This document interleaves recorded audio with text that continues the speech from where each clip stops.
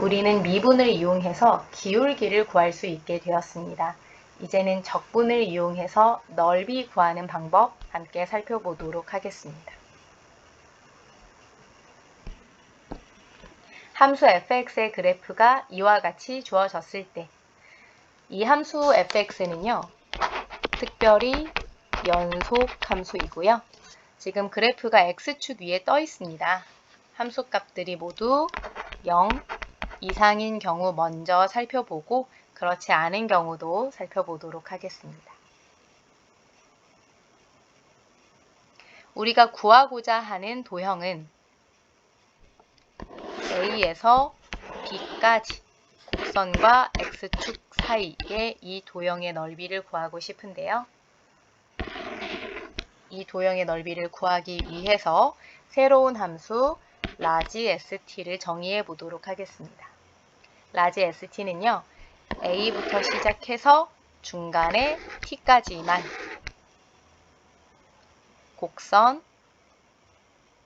곡선과 x축 사이의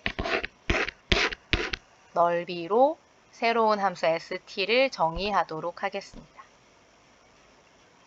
A에서 t까지만 도형의 넓이를 새로운 함수 라지 st로 정의하고 수학적으로 설명해 보도록 하겠습니다. 그런데 여러분, 우리는 그 원을 제외하고는 한 번도 곡선으로 이루어진 도형의 넓이를 구해 본 적이 없습니다. 따라서 우리가 그나마 알고 있는 보다 간단한 도형, 즉 직사각형의 넓이를 이용해 추측해 볼 수밖에 없습니다. 그림으로 이야기하자면 이와 같습니다. 원래는 이렇게 곡선으로 이루어진 도형의 넓이를 구해야 하는데 아직 그 방법을 모르니까 그나마 간단한 도형인 직사각형의 넓이로 추측해보자. 그런데 여러분, 다양한 직사각형을 그려볼 수가 있거든요. 그 중에 어떤 직사각형을 이용해야 할까? 직사각형을 여러 개 그려보시다 보면 가로의 길이는 어느 하나의 값으로 특정할 수가 있겠는데 문제는 세로의 길이입니다. 가로의 길이를 델타 t라고 정해 볼게요. 가로의 길이는 이렇게 정해도 세로의 길이를 정하기가 쉽지가 않아요. 세로의 길이를 스몰 m이라고 하면 구하고자 하는 도형의 넓이보다 작아지고요. 세로의 길이를 라지 m이라고 하면 구하고자 하는 도형의 넓이보다 커집니다. 그런데 이 세로의 길이에 대해서, 좀 더 자세하게 관찰해 보시면 이 세로의 길이가 곧 함수값에 해당한다는 것을 아실 수가 있어요.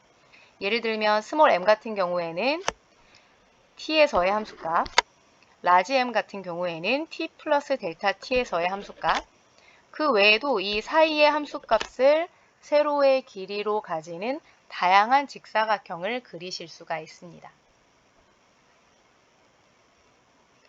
어쨌건 세로의 길이는 함수값으로 해석할 수가 있고요. 이 함수 fx는 어떤 아이였냐면은 닫힌 구간에서 연속인 아이였어요. 여러분, 닫힌 구간에서 연속이다 자동으로 떠올리셔야 하는 정리가 있습니다. 절대 잊어버리시면 안 되는 너무너무 중요한 정리입니다. 최대, 최소 정리.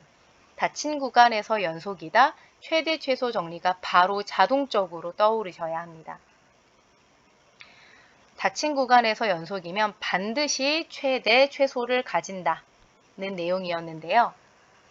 이 함수 fx가 닫힌 구간에서 연속이기 때문에 반드시 최대, 최소를 가지고 다시 말해 세로의 길이도 반드시 최대, 최소가 있다는 이야기가 됩니다.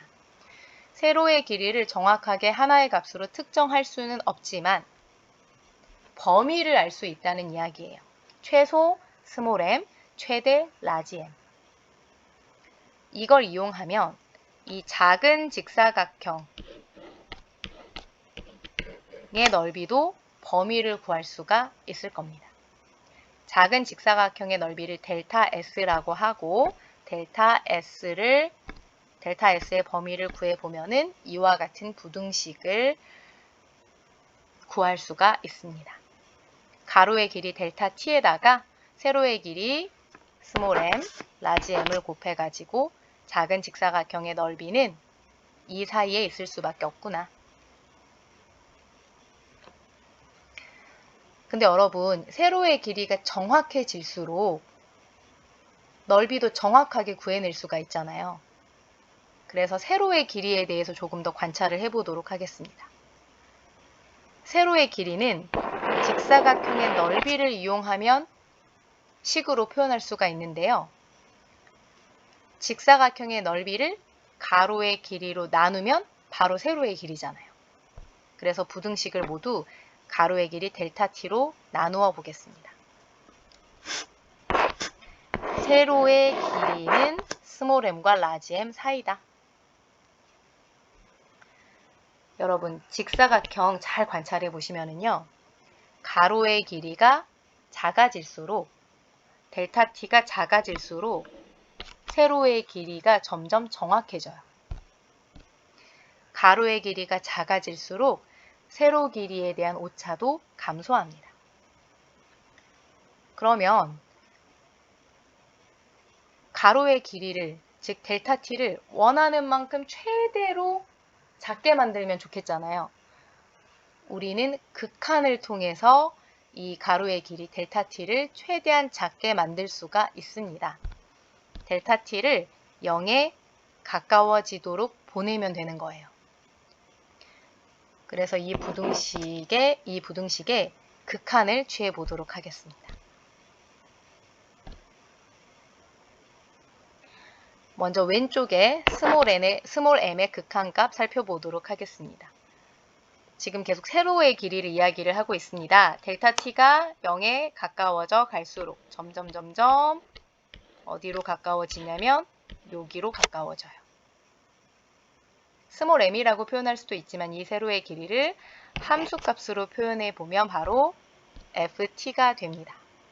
반대쪽에 라지 m도 마찬가지라서 양쪽 다 극한값이 ft로 수렴합니다. 무슨 정리?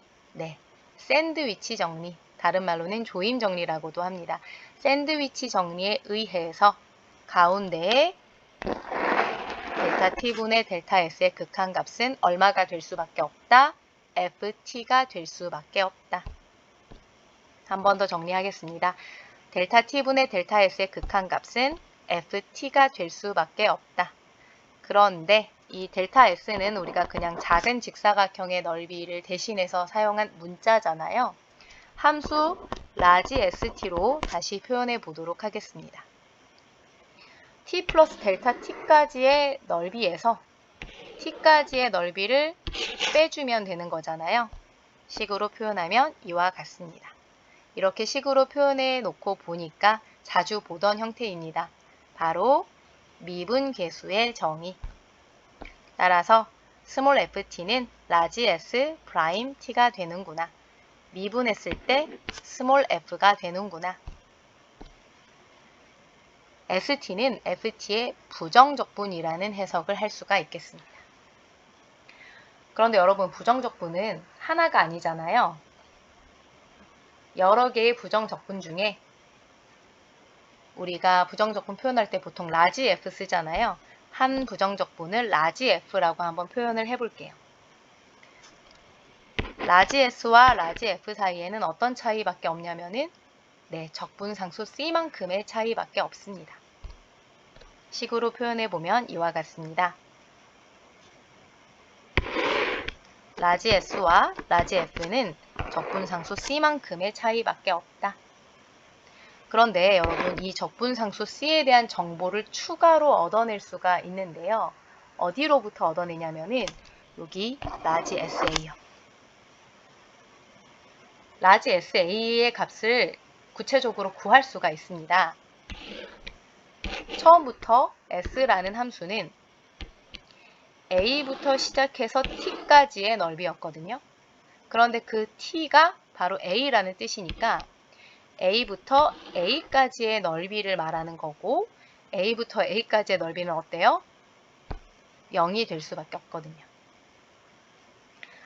그렇다면 적분상수 C는 마이너스 라지 FA라고 나타낼 수가 있겠구나. 이제 드디어 우리가 구하고자 하는 도형의 넓이를 구할 준비가 모두 되었습니다. 우리가 구하고자 하는 도형의 넓이는 SB의 값이잖아요. 이 SB를 부정적분 F를 이용해서 표현하면 FB에다가 적분상수 C만큼 더해주면 되고 적분상수 C에다가 마이너스 라지 FA를 대입해 보면 우리가 자주 보던 식이 나타납니다. 이번에는 누구의 정의? 정적분의 정의입니다. 곡선으로 이루어진 도형의 넓이는 정적분을 이용하면 구할 수가 있구나. 교과서 133페이지의 예제 1번입니다. 곡선 y는 x의 제곱 플러스 1과 x축 두 직선 x는 1, x는 2로 둘러싸인 도형. 먼저 그림으로 관찰을 해보도록 하겠습니다. y축, x축, 원점, y절편이 1이고요. x는 1부터 x는 2까지 1부터 2까지 곡선과 x축 사이의 넓이는 정적분을 이용해서 구할 수가 있다. 1부터 2까지 함수를 적분해 주시면 되겠습니다. 계산은 여러분들이 직접 해보시면 좋을 것 같아요.